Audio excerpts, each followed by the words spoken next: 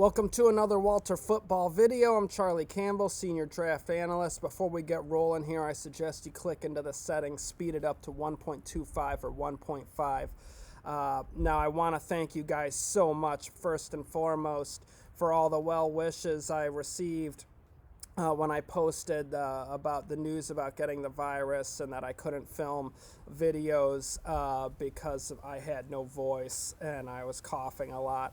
The cough is still here, but I'm feeling a lot better, and thank you guys so much for the well wishes. I was able to do some writing while sick, but I couldn't film, and thank you guys so much for all those messages, and thank you guys for watching. I appreciate you. You're awesome. Thank you guys. So let's get into the mock. Here we are, mid-January. Jacksonville Jaguars, first overall pick, Trevor Lawrence, no-brainer.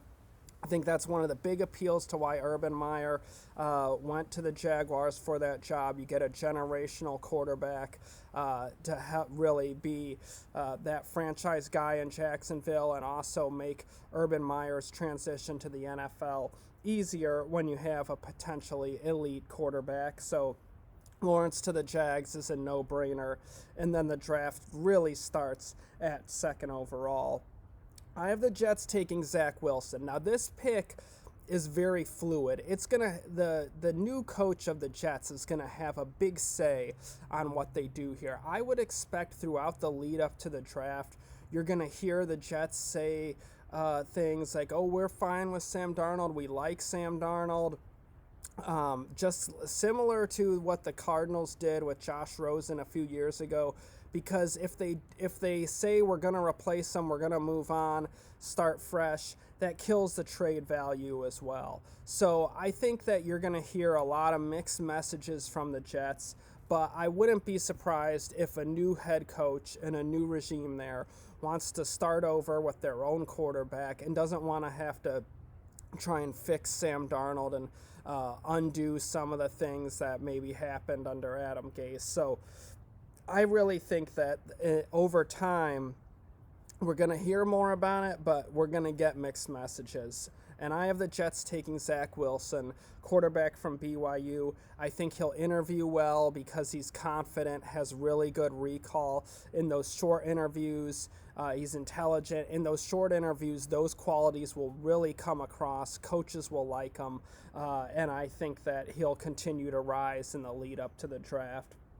So I think eventually a new coaching staff with the Jets will be inclined to take a quarterback and trade Sam Darnold. But we'll see, very fluid. This could change a lot, and I'm going to be digging, trying to get inside information for you guys on what's going on there and what direction they're leaning. Okay, third overall pick, I have the Dolphins taking Penei Sewell, left tackle from Oregon. Sure, Miami would love to trade down in this scenario. They really don't need another offensive tackle after taking Austin Jackson last year, but Sewell's the best player available. You could combine him and Austin Jackson. Now you have bookend tackles, really protect Tua, give him an elite offensive line and elite pass protection. So I think the Dolphins, just given what they've done with that team and that rebuild there, they haven't reached on players, and I don't think they would here. So Sewell really isn't the biggest of needs, but it still makes sense in terms of protecting Tua and protecting that investment in him. Fourth overall pick, I have the Falcons taking Justin Fields, quarterback from Ohio State. Atlanta starts the rebuild process. I could see them trading Matt Ryan given his age. The needing to do a big rebuild there in Atlanta. Their roster has a lot of issues. They're in salary cap hell right now. So trading Matt Ryan, maybe trading Julio Jones, Grady Jarrett, Jake Matthews. They could do something similar to Miami where they just do a tear down and rebuild, stock it up with picks, get out from under some of those expensive contracts, and then build it back up and build it around a quarterback like Justin Fields. Bring the local boy back home. Great skill set. Just needs some development in terms of pocket awareness and pocket passing, but the potential is there. Fifth overall pick, I have the Bengals taking Kyle Pitts, tight end from Florida. Now, Cincinnati doesn't necessarily need a receiving threat as one of their top needs. But A.J. Green is aging. He's on the way out. They really do not have a receiving tight end. I think Kyle Pitts could really be a number one, essentially a number one receiver for an NFL offense out of the tight end position. He's such a dynamic weapon, would be a huge boost for Joe Burrow in the long term. You have him, T. Higgins, Tyler Boyd, and Joe Mixon in the backfield. That's a really nice set of weapons to help Joe Burrow. So I think Pitts is just too good to pass up on here for the Bengals with Sewell off the board. If he was available, then that's a no-brainer for Cincinnati. But with him gone, I don't think a receiver makes sense. Pitts is a better player than the defensive linemen who are available. So for Cincinnati to get value for that pick, it would make more sense to take Pitts and then target offensive line help in the second round. And there should be some really good offensive tackles available there. There's some good depth in the tackle class. So that would make sense for Cincinnati in terms of kind of looking at their picks as a pair. All right, next up, Eagles, 6th overall. I have them taking Devontae Smith, wide receiver from Alabama. Give them an elite receiver for Carson Wentz or Jalen Hurts, whoever ends up being the starter and the guy there, a receiver across from Jalen Reagor. Now, it's really tough on defenses with how they're going to deploy their safeties, and you have some tight end weapons on the inside. Smith, Jamar Chase, just too good to pass up on here for the Eagles. So I have Smith to Philadelphia. 7th overall, I have the Lions taking Gregory Rousseau, defensive end from Miami. Detroit has got to build up that defensive front seven. I think that they made a really nice GM hire in Brad Holmes, and I think task one for him is going to be to build up that defensive front seven. Obviously, the wide receiver position's in flux there, so if Kenny Golladay isn't re-signed, then I think definitely receiver could be in play here. But aside from that, they have to build up that defensive front seven. Rousseau would be a plug-and-play upgrade, give them a big defensive end that is fast, dangerous quarterback hunter. I think he'd be a really nice upgrade for Detroit. 8th overall pick, I have the Panthers taking Trey Lance, quarterback from North Dakota State. I think Carolina, Matt Rule, his view is he can kind of take anybody and coach them up. Trey Lance has a great skill set. He needs development. He's raw. They could sit him behind Teddy Bridgewater for a year, develop him, and then after a season, get out from Bridgewater's contract and move on to Lance. But I think eventually Carolina is going to be looking for an upgrade to replace Bridgewater, whether it's this offseason or next offseason, it's going to happen. But definitely I think Lance is a kind of guy that would appeal to Rule given the skill set and physical talent that he has. 9th overall pick, I have the Broncos taking Micah Parsons, the linebacker from Penn State. Big physical linebacker, would be a plug-and-play upgrade for Denver, really solidify the middle of that defense. I think he would really help them within the division with defending Kansas City and Las Vegas with the tight ends and Kelsey and Waller. The running game that you see as well from the Raiders with Josh Jacobs. I think it's only going to get better as he goes into his prime. So this really bolsters the middle of that Broncos defense. 10th overall, I have the Giants taking Jamar Chase, the wide receiver from LSU. This pick makes a ton of sense for New York. They badly need a number one receiver for Daniel Jones. You have Chase, Evan Ingram, Saquon Barkley. I mean, that is a really nice trio of weapons for him to work with. I think that could help Jones make a big jump next season and in the years to come. But Chase would be a plug-and-play upgrade for them, give them a number one receiver, a guy who can stretch the field, a threat to score on any reception. Really good player. Think he's kind of getting forgotten about how good he actually is just because he sat out this season. But Chase would be a huge upgrade for the Giants, and I think a good value for them at 10th overall. 11th overall pick, I have the Cowboys taking Jalen Phillips, the edge rusher from Miami. Really good player, man. He is fun to watch. He's tough in the ground game. He's quick. He gets upfield, puts heat on the quarterback. Really good skill set, has a lot of upside. Would be a plug-and-play upgrade for Dallas. Give them a long-term tandem with DeMarcus Lawrence. I think they can't rely on Randy Gregory or Aldon Smith in the long term. Those guys can be nice rotational short-term players, but they're cheap. So now you have a really good young end to go with Lawrence in the long term, and then those guys can rotate in as long as they're available and playing well. But you can't count on them as the future. 12th overall pick, I have the 49ers taking Patrick Surtain, the second cornerback from Alabama. They could use a corner upgrade across from Richard Sherman in time. When Sherman ages out, now you have your number one there ready to replace him in Surtain. 13th overall, I have the Chargers taking Elijah Vera Tucker, left tackle from USC. Obviously, the Chargers' offensive line is going to be in for a store. A lot of changes this offseason. They need long-term tackle help to protect Justin Herbert.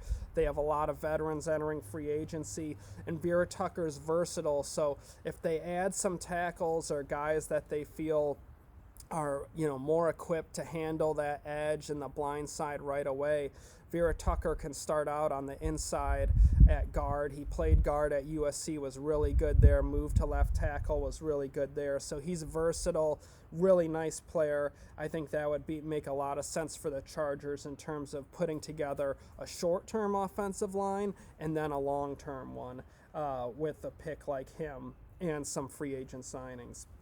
14th overall, I have the Vikings taking Kwity Paye, edge rusher from Michigan.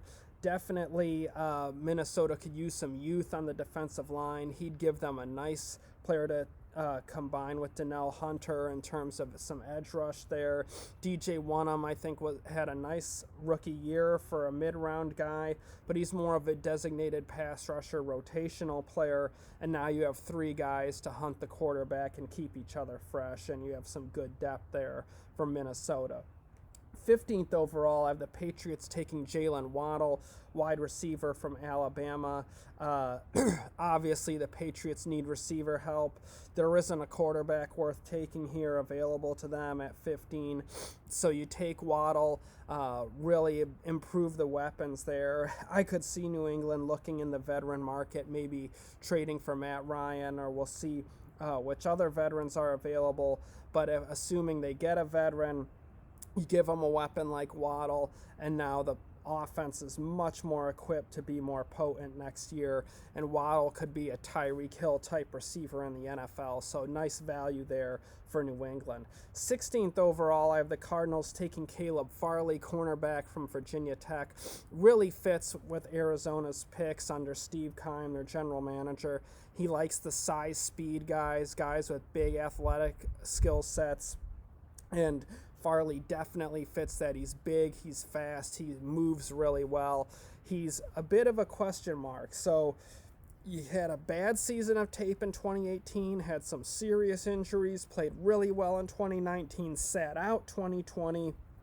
So he's a guy that has a fluid draft stock. I wouldn't be surprised if some teams have him high and some teams have him low and ding him a lot for the medical and just don't feel comfortable with a season of bad tape and a season of sitting out. So he's a fluid player that will be really interesting to watch throughout the process. 17th overall, I have the Raiders taking Carlos Basham, defensive end from Wake Forest. They obviously have got to upgrade the pass rush in Las Vegas. Basham would definitely do that. He can move inside. You can rush him from tackle in the sub package, so you could have Cleveland Farrell, Max Crosby, and Basham all on the field together. Give them a trio of guys as well that they can rotate at defensive end and keep them fresh. So definitely, I think Basham would be a nice value for the Raiders there midway through the first round. They could also look at some of the defensive tackles, but Basham is a bit safer pick in terms of multiple years of good tape to make him a bit safer than some of the defensive tackles who we have going later. But the Raiders got to improve the pass rush on the outside and inside of that defensive line. 18th overall, I have the Dolphins taking Zaven Collins, a linebacker from Tulsa. Great scheme fit for Brian Flores. Collins is versatile. You can play him as a Sam linebacker in a 4-3, a Mike linebacker in a 4-3. He can be a 3-4 edge linebacker, a 3-4 inside linebacker. He drops into coverage. He rushes off the edge. Just a great scheme fit in Miami, and further improves that defense with a guy to go across from Emmanuel Ogbah. 19th overall, Washington, I have them taking Sam Cosmi, tackle from Texas. Obviously, Ron Rivera needs a long-term replacement for Trent Williams. I think Cosmi could definitely help them in terms of giving them a steady pass protector there on the edge. And they could also consider wide receiver here, but I really don't see a quarterback worthy for the Redskins, and it'll be interesting to see if they go the veteran route. But they do need offensive line help. Cosmi would be a nice upgrade for them. 20th overall, I have the Bears taking Terrace Marshall, wide receiver from LSU. I think he definitely would be an upgrade for Chicago across from Allen Robinson, but if they don't re-sign Allen Robinson, this is a huge need. Marshall would be a nice player for Chicago, help them in terms of getting more consistent in terms of the passing game with more weapons, guys that can uncover, provide some mismatches for whoever's quarterbacking them next year. 21st overall, I have the Colts taking Rodarius Williams, cornerback from Oklahoma State. Give them that corner to go with Rocky Sin in the long term. Williams had a really nice 2020 season, was just superb at running the route, preventing separation. So he would be a nice player for the Colts. 22nd overall, I have the Titans taking Rashad Weaver, edge rusher from Pittsburgh. At Pitt, he had a really good season, helped Patrick Jones to a breakout year.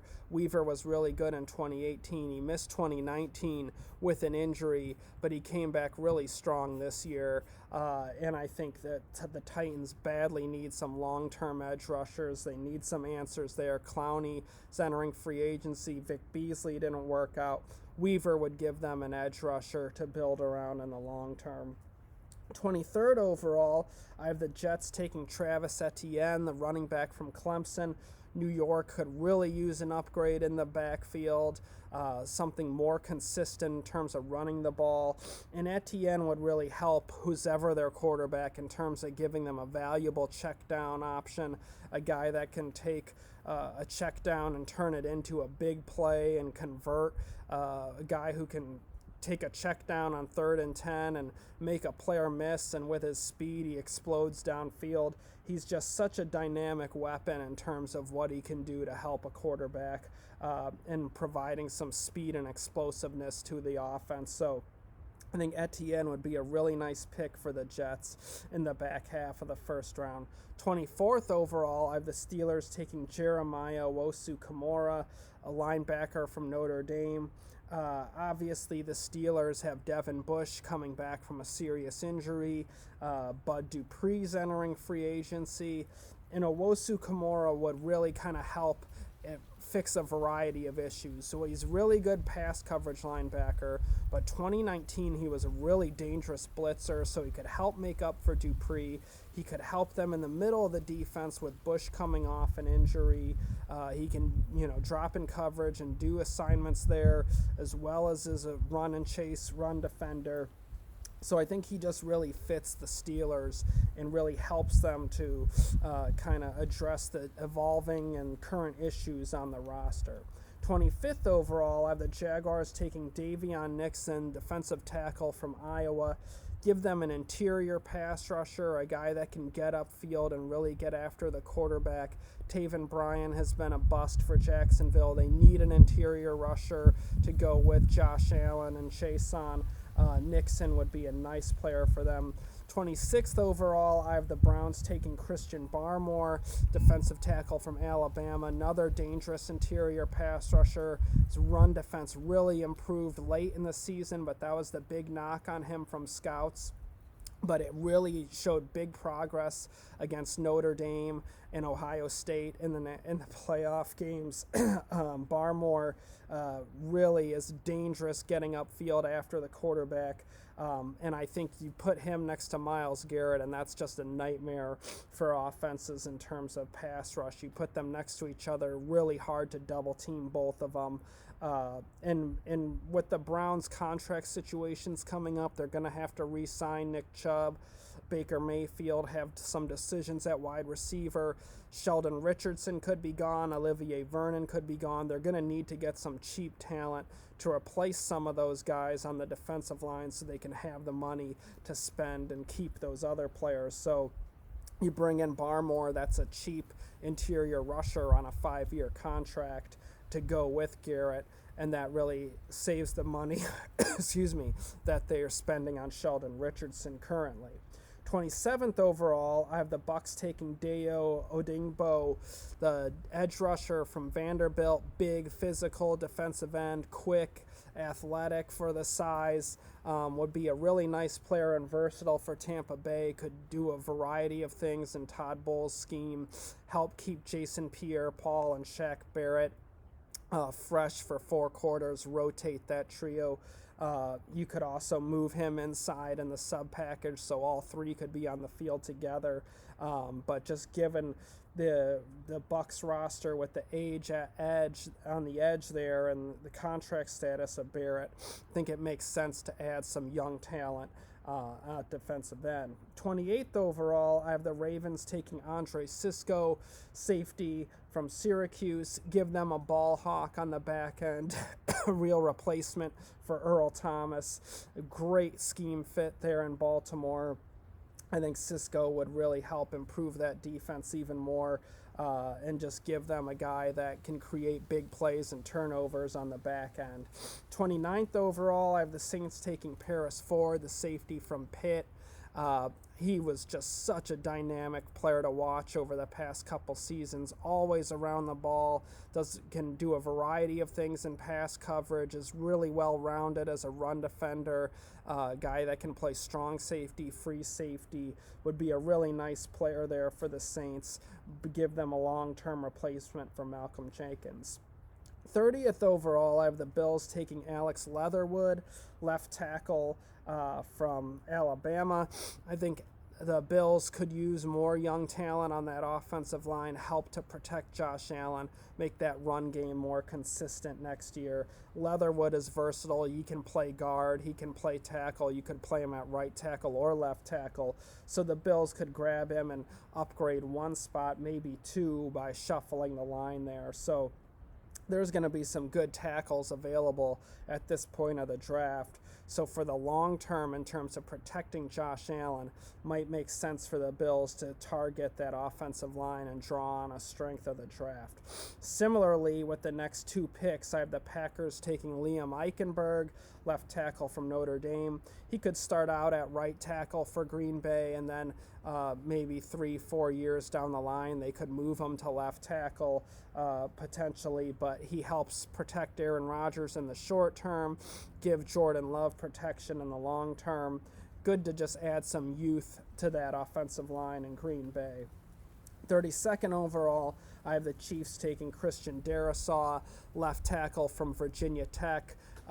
He's a good fit in Kansas City because Darrisaw's a good athlete, really quick and agile. It's a passing-driven offense there in Kansas City, and that's Darrisaw's strength. He really struggles in terms of getting physical, has no mean streak, is very finesse.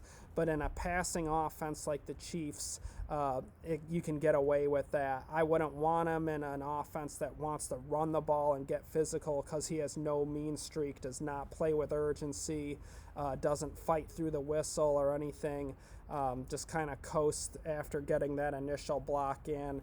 But in a passing offense like the Chiefs, I think you can have offensive linemen like that because they're such a passing-driven team, and you got to have guys to protect Pat Mahomes. So Darrisaw could make sense for a team like the Chiefs late in the first round. He'll probably go late first round, early second round.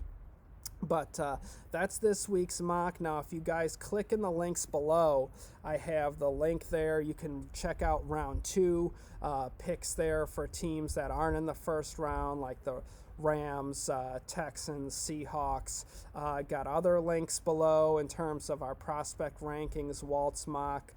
Check that out. Please like the video, share it with your friends. Please subscribe to the channel. Really appreciate it. Thank you guys so much for watching. Thanks for staying with me and all the well wishes again. It meant a lot to me. I hope you guys are all doing well and staying healthy and having a great 2021 so far. I'll be back with you soon. Thank you so much for watching. Take care.